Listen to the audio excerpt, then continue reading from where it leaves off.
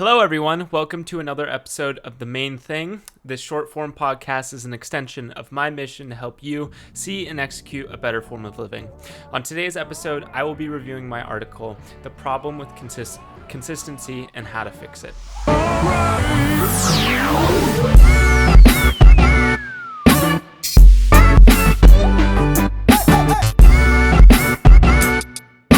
Let's face it, consistency is very hard. No matter the endeavor, no matter what you're trying to achieve, being consistent day to day, week to week, month to month is very difficult. And unfortunately, it's vastly underrated, and it's seldomly talked about in mainstream media surrounding self-improvement. For this reason, I sought to research consistency. I wanted to understand why it's difficult, and I kind of came to three conclusions that I felt were reasons for why consistency is super difficult for myself, but also for those around me. And I wanted to share them with you, but also offer three suggestions for how to combat these reasons for consistency being difficult. So here they are. The first roadblock to consistency that I see is our desire for instant gratification. Whenever we want something, we generally want it now. And I think that's very important to recognize and not fall victim to. The strategy that you need to shift to is thinking about things from a process standpoint, from a process-oriented mindset. Learn how to become a student of daily life. One of the best books that I've ever read about the process of becoming great at something is Chop Wood, Carry Water by Joshua Medcalf. If you're interested in checking out that book, I'll leave it in the linked in the description below. But the main premise behind the book is Chop Wood, Carry Water. It's doing the little things every day, marking an X on the calendar every day, so that you can learn how to fall in love with the process of becoming great and achieving something in life.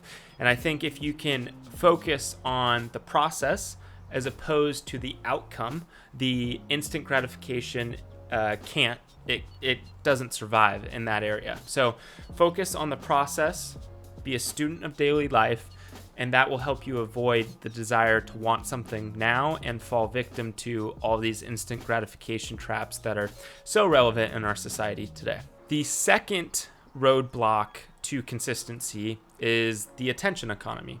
And the idea behind the attention economy is best explained through a Netflix documentary called The Social Dilemma. If you haven't watched it yet, I highly suggest you checking it out. But the whole premise behind the attention economy is that there are corporations, social media companies, device companies like your phone that are all competing for your attention.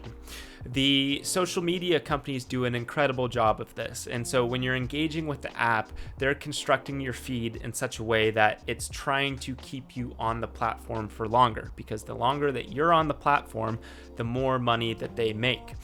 And also, when you go away from the platform and you take a break, they will send you a bunch of notifications to try and reel you back in. So it's the attention economy is essentially all these companies, these social media outlets vying for your attention, competing for your attention. And one way that I combat this is by disabling notifications across all social media platforms, across my email and my text messages. So I don't have any notifications on my phone whatsoever for social media, for my messages, and for my email.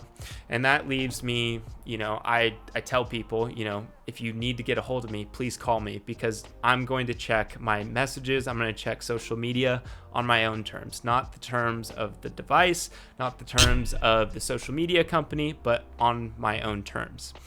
And the second way I like to practice combating this attention economy is to just think of ideas or activities that take up an entire day, where I can leave my phone at home or in the backpack and I can just be present the entire day. Examples of this are taking nice day-long hikes, traveling. When I'm traveling, I try to rarely check my phone because I just want to be present.